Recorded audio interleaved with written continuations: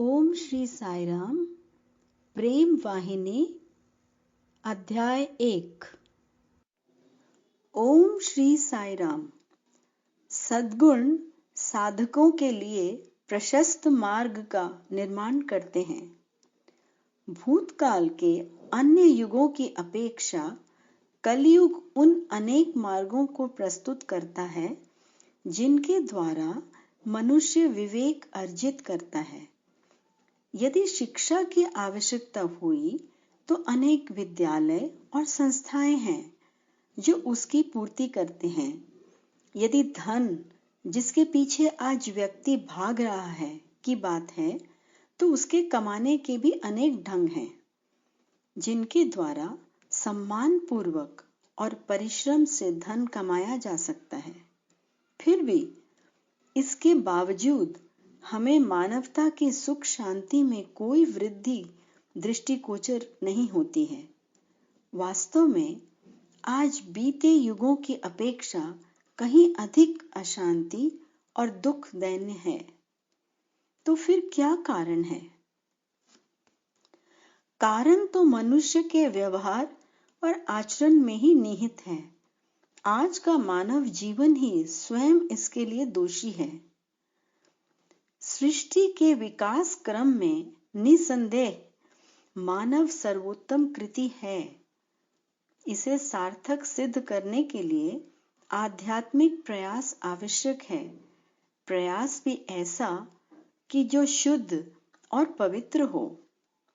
इस प्रकार के जीवन के लिए चरित्र सर्वाधिक महत्वपूर्ण है। चरित्र ही जीवन को अमरत्व प्रदान करता है। यह मृत्योपरांत भी जीवित रहता है। कुछ लोग कहते हैं ज्ञान ही शक्ति है, परंतु ये सत्य नहीं है। चरित्र ही शक्ति है। ज्ञान प्राप्त होने पर व्यक्ति से उत्तम चरित्र की अपेक्षा की जाती है। अतः प्रत्येक को निर्मल चरित्र प्राप्त करने की आकांक्षा रखनी चाहिए। ऐसा निर्मल जिसमें किसी भी प्रकार का लेश मात्र भी दोष न हो। देखो, बुद्ध, ईसा, शंकराचार्य और विवेकानंद जैसे महान संत, ऋषि और भगवान के भक्त आज भी लोगों के आदर और सम्मान के पात्र बने हुए हैं। वो कौन सा गुण है जिससे वे सदा सर्वदा के लिए स्मरणीय बन गए हैं? मैं कहता हूं ये उनमें से प्रत्येक का चरित्र ही है जिससे कि वे आज भी वंदनीय हैं। चरित्र के अभाव में संपत्ति, शिक्षा, सामाजिक स्थिति ये सभी निरर्थक हो जाते हैं। पुष्प की सुगंध के कारण ही उसकी महत्ता और मूल्यांकन किया जाता है। कवि, चित्रकार, कलाकार और वैज्ञानिक अपने अपने क्षेत्र में महानता प्राप्त कर लेते हैं, परंतु चरित्र के बिना समाज में उन्हें आदरणीय स्थिति नहीं प्राप्त होती है। इसमें संदेह करना स्वाभाविक है कि क्या आज जिन्हें समाज में आदर की दृष्टि से देखा जाता है उनमें वह चारित्रिक उज्ज्वलता है कि जिसे हम आवश्यक मानते हैं? परंतु मैं तो उस समाज और चरित्र के संबंध में चर्चा कर रहा हूं जो कि कुछ स्थायी और अपरिवर्तनशील मूल्यों को आदर्श मानकर चलते हैं। सामान्यतया समाज समय समय पर कुछ मूल्यों का मान परिवर्तन करता रहता है और समाज की रुचि परिवर्तन के साथ ही चरित्र का आदर्श भी फैशन की तरह बदलता रहता है। परंतु उज्जवल निर्मल चरित्र का मूल रूप एक शाश्वत सत्य बना रहता है। समाज में चाहे जैसी उथल पुथल होवे, वह सदा वैसा ही रहता है। इस प्रकार ये अमर रहता है क्योंकि इसका संबंध एक और अमर तत्व से रहता है जिसे आत्मा कहते हैं।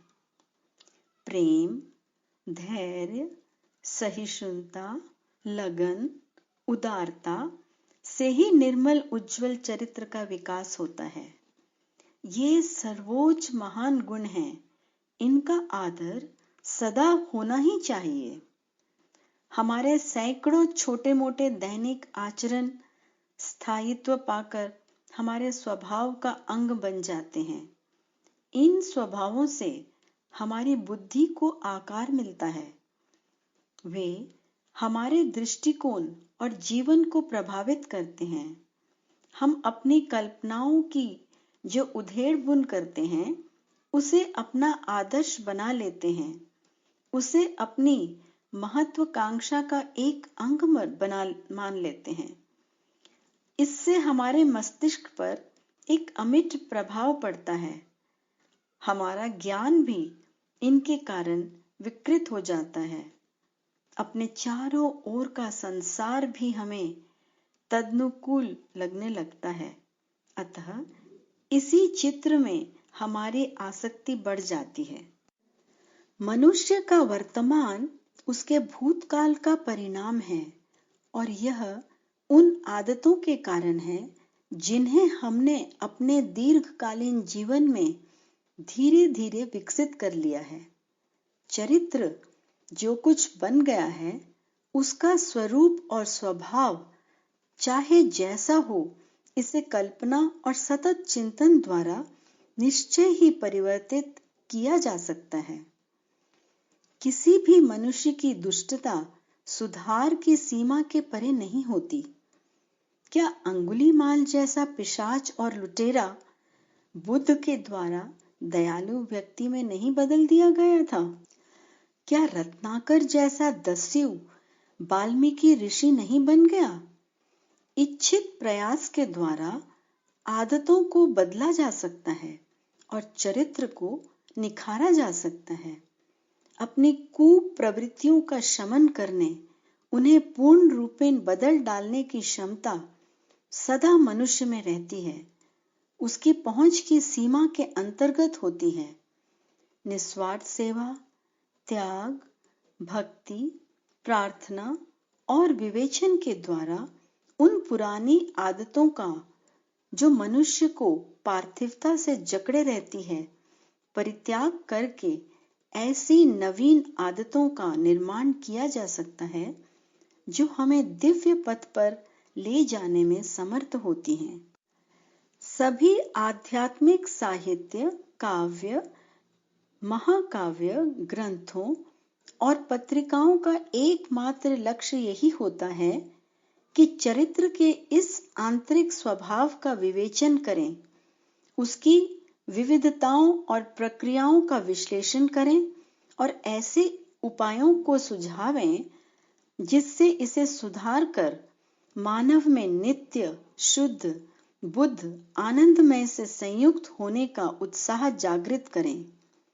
सनातन सारथी का ठीक यही लक्ष्य है। इसका उद्देश्य ना तो पांडित्य प्रदर्शन है और न नाम और यश कमाना ही है, परंतु यहाँ पर यह स्पष्ट कर देना चाहिए कि किसी पुस्तक, पत्रिका के परायण मात्र से ही विवेक जागृत नहीं हो जाता है। जो कुछ देखा, सुना अथवा पढ़ा जावे, उसे व्यवहारिक जीवन में भी उतारा जाए। इसके बिना अध्ययन समय को व्यर्थ खोना है। यदि कालक्षेप के लिए कुछ पढ़ा जाता है तो वह समय के प्रवाह के साथ बह जाता है और शेष कुछ नहीं रहता है। ओम शांति शांति शांति।